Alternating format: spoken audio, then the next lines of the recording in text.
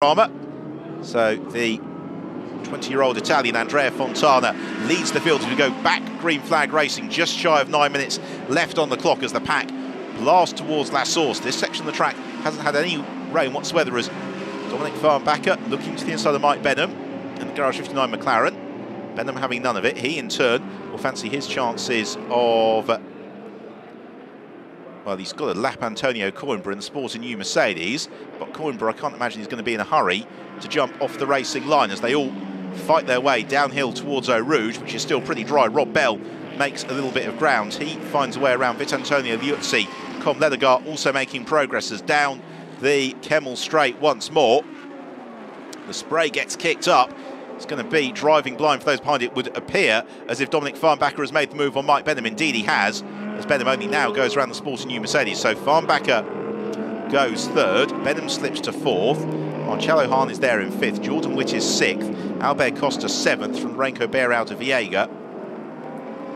Some of those behind and the progress that they can make as the Lamborghini and the Ferrari head the Lexus into the Bruxelles hairpin. This is where it was so slippery when the rain came down, but fortunately in the first half of the field no issues, but Fontana has got Perezzini and Farbacher right on his tail now. It's behind in the gloom. Thomas Biaggi thrusting past Francesco Cini. Com Ledegaard looking to the inside of Antonio Liuzzi. Liuzzi in turn trying to threaten Rob Bell as Marcello Hahn to the inside of Antonio Coimbra through Pouon. Coimbra edged out wide as Dominic Farbacher has made the move on Perezzini. So Farbacher in the Lexus goes second, and we're back to where we were. The Lexus hustling the Imperiale Racing Lamborghini Huracan, but this is going to be a tall order, one would suspect, for Andrea Fontana. Dominic Farbacher a little bit more experienced than the young Italian. Here's the move from Marcello Hahn. It's just lappery. Not sure that Antonio Coimbra saw him until it was a little bit late in the day. And the Mercedes just elects to ease out and run wide. Now the Lamborghini gets the power down, accelerates towards Blanchimont, back into the daylight, so to speak, onto the drier section of the circuit. And really for Fontana, he just needs to copy Postiglioni's playbook from earlier in the race, but he leaves a gaping hole to the inside into the bus stop chicane, only closes it at the last minute. It gives Dominic Farbacher the opportunity to maybe challenge as they come out of the bus stop chicane, and the Lexus is well poised to possibly make the run even in towards the La Source hairpin. First three cars running as one. Perezzini doesn't want anything to do with it. Oh, Fontana squeezes Farbacher. Contact between them. The Lexus hustles its way past, but Perezzini might claim both scalps as they run down towards Eau Rouge. A little bit hard to see from that angle, but Farbacher was slowed, and Pier Giuseppe Perezzini takes the lead of the race. Dominic Farbacher into second. Andrea Fontana slips to third as they climb out of Radion. They're absolutely on the limit of adhesion as the Lexus looks to get a good run on the Ferrari, but Perezzini, with the chance of victory on the cards, well, he could have defended that a little bit more. As it is, Farbacher's got the inside line as they sprint along the Kemmel Straight on the brakes into Les Combes. Dominic Farbacher glides through, takes the lead away from Perezzini, and so we're potentially looking at a repeat result from Estoril. From Avila and Costa victorious in race one, the Farbacher's victorious in race two. Doesn't really quite tell the story of things though, does it? As Dominic Farbacher leads through the Bruxelles hairpin. Second place for Perezzini, third Fontana, fourth is Mike Benham, fifth Albert Costa. Here's another look at it, not surprisingly under investigation. Well, there wasn't a huge amount of space, but Dominic Farbacher was committed to the move and decided to go for it nonetheless. A bit of frustration. Imperiale Racing Team is through Pouon. Albert Costa closing up onto the tail of Mike Benham. Albert Costa might be able to extend his championship lead further still. He can get himself on to the outright race podium again. It's going to be the challenge as he chases Benham as they slide their way through Fagnes. Benham in the Garage 59 McLaren though, looking set for second place in the Pro-Am class as Costa slips around the outside, quite literally into Stavelot. Still lots of standing water over on this section of the circuit. Headlights ablaze, he accelerates on his way. towards Blanchimont. So Dominic Farbacher leads. Second place, Pier Giuseppe Perezzini. Third, Andrea Fontana. Fourth, Albert Costa. Fifth, this man, Mike Benham. In sixth, it's Marcello Hahn. Seventh, Jordan Witt. Eighth is Com Ledegaard. Ninth, Lourenco Barral de Viega. And 10th is Rob Bell. You can see in the background progress of the likes of Ledegaard and Bell.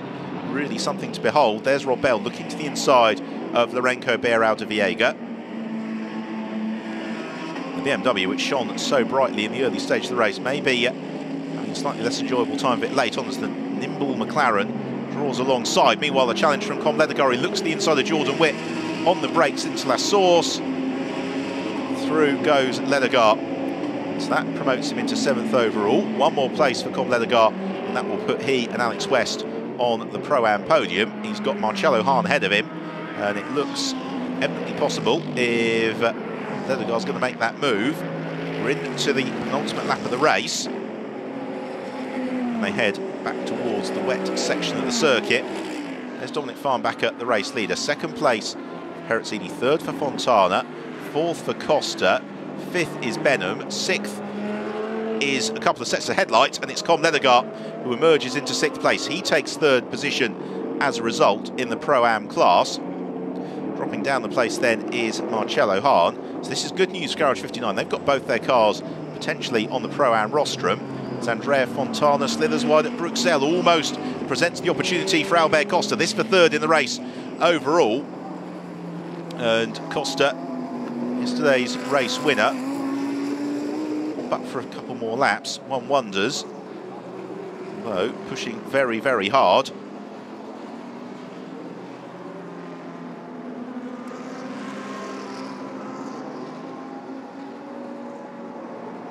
So Farbacher clear out front.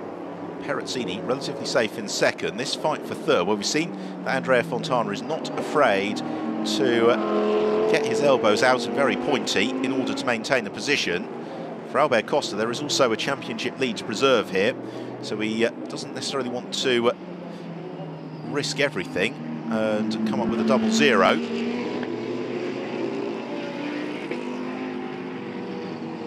Fontana, you see just a confidence dab on the brakes at Stavelot.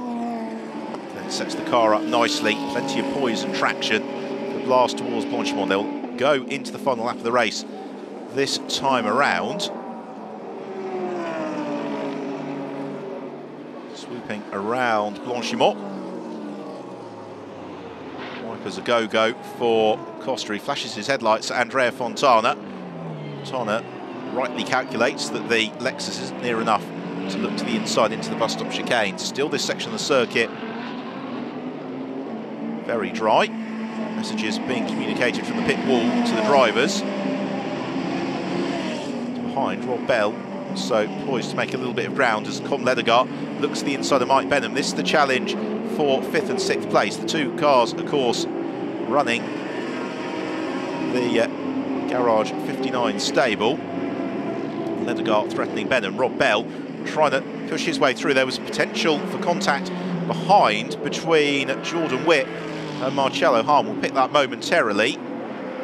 Yes, there was. And Hahn gets demoted. Rob Bell glides through as down Kemmel Straight for the final time. Potentially all changed for 3rd. Somewhere in the murk is Albert Costa.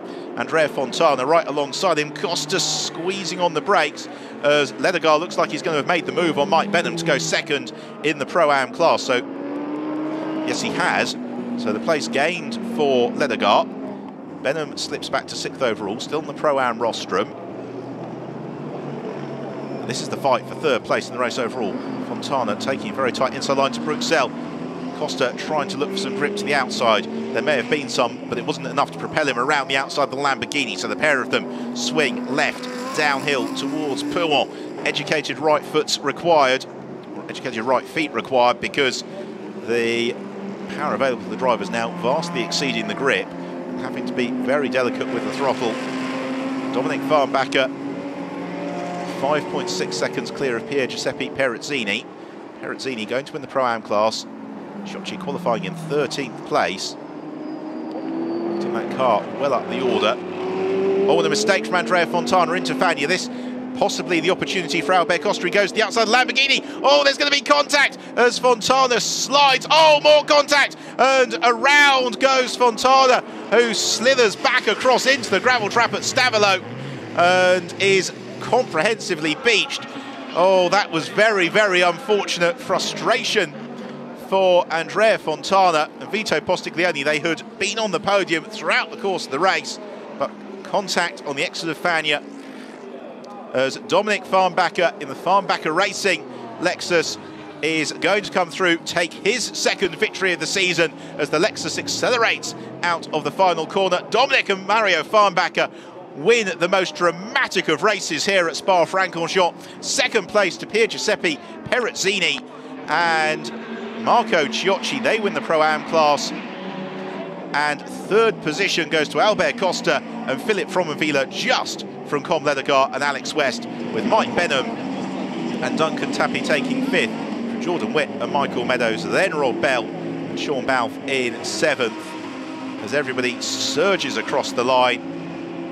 Quite incredible racing. And what about the GTM class? Here they come up to the line, and it is going to be Alex Moiseev and Davide Rizzo who claim the class win again. And here we see it again. Fontana slid into Costa. Costa then moved back across, tagged Fontana at the wrong angle. The Lamborghini bumped into the wall and then across into the gravel trap. Very unfortunate. Sure, well, it's already under investigation. Sure that will be discussed